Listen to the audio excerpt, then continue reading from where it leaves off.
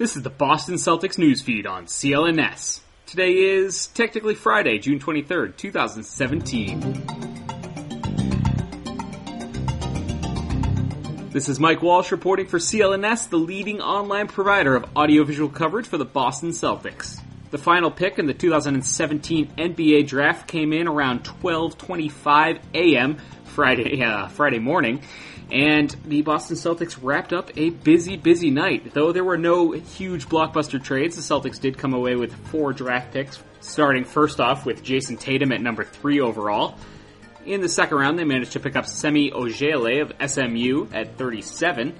Kadeem Allen of Arizona went 53, and finally Jabari Bird of the University of California was the 56th overall pick by the Celtics. Tatum was pretty expected at number 3 overall.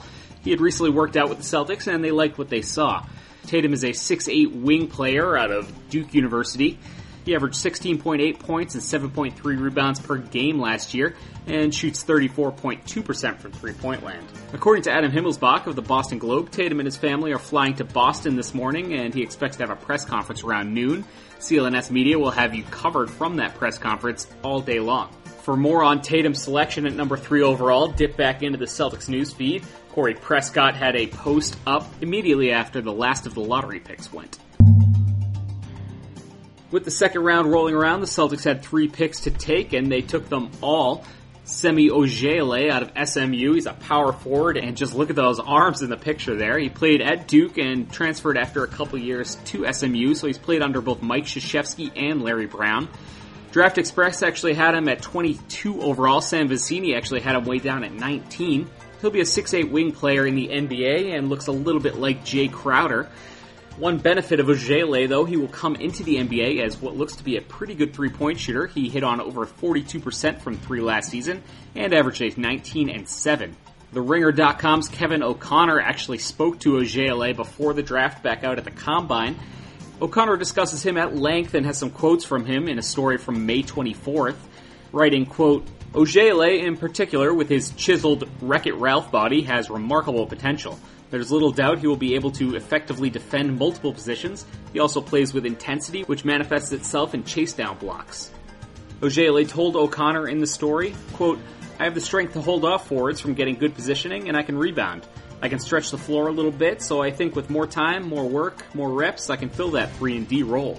According to a story from earlier this year in the Dallas News, Larry Brown had this to say about Ojeleye's breakout season. Quote, we knew him before he went to Duke. Unfortunately, we couldn't get him right away. But he's a great kid. All those kids are great. They are unselfish and share the ball. He had a year and a half that he had to sit out, and it wasn't easy. But he really worked on his game, and he's got such a passion to learn and get better. I think that's why he's had success. Later in the second round, at number 53 overall, the Celtics picked up Kadeem Allen, a 6'3" senior guard from Arizona. He averaged 9.8 points, 4 rebounds, and 3 assists last season as a 24-year-old. Allen entered the draft as what appeared to be an elite defender with his 6'9" wingspan. After winning the Junior College Player of the Year in 2014, Allen transferred to the University of Arizona for his final 2 years of eligibility. As a senior, he was named to the Pac-12 second team and all-defensive team.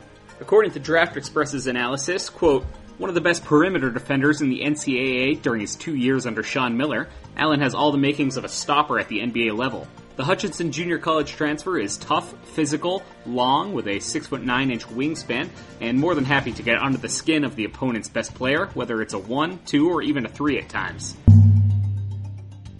Finally, at number 56 overall, the Celtics picked up Jabari Bird, the 6'6" senior from the University of California. He's a 22-year-old who actually played with Jaylen Brown 2 years ago, during Brown's 1 year with the Golden Bears. Bird averaged over 14 points per game as a senior and shot 36.5% on over 6.5 three-point attempts per game. As a junior, he was over 40% from three-point land. We're all about fresh content here on the Celtics newsfeed, and so are our new friends over at HelloFresh. HelloFresh is the meal kit delivery service that makes cooking more fun so you can focus on the whole experience, not just the final plate. HelloFresh delivers food to your doorstep in a recyclable insulated box for free, so get this deal now. Our loyal listeners at CLNS Media can get a very special offer right now. Because of your support to the Celtics newsfeed, you can use the promo code BEAT30 for $30 off your first week at HelloFresh. Continue supporting fresh content and fresh food by trying HelloFresh for free. Simply visit HelloFresh.com and enter the promo code BEAT30. So again, to recap draft night, at number 3 overall, the Celtics picked Jayson Tatum out of Duke. At number 37 overall, they took Semi Ojeleye out of SMU. At 53, it was Kadeem Allen out of the University of Arizona. And finally, at number 56 overall, the Celtics took Jabari Bird out of the University of California. For a boatload more draft analysis, check out youtube.com/CLNS Media, where the guys from the Garden Report went live following each of Boston's picks.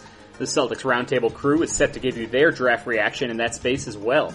We'll return with more from the Celtics newsfeed Friday afternoon. To stay up to speed on the 17-time world champions, follow CLNS on Twitter at CLNS Media, and be sure to subscribe to this Celtics newsfeed both on iTunes and Stitcher, as well as the CLNS Media Network's mobile podcast app. This has been Mike Walsh for Celtics Newsfeed.